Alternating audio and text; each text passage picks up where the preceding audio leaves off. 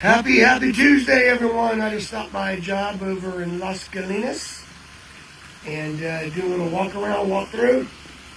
Give you a quick little overview. They had existing pavers, existing Blvd pavers, so we took them all up, took the screen room down, was able to preserve this nice little seating area over here. And we got 3 beautiful sheer waterfalls. Notice we did travertine coping. This is a nice upgrade. I suggest it. It stays cool in your arms when you set your beverage on the side of the pool.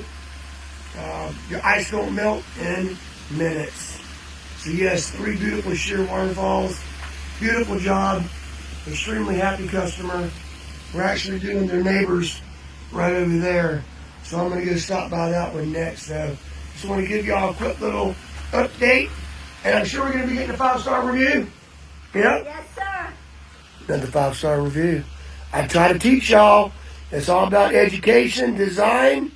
Think about it, marinate it, let it stew. Don't make them quick decisions.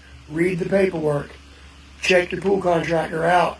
I want you to be taken care of. So, y'all have a blessed day, and we'll see you on the next one.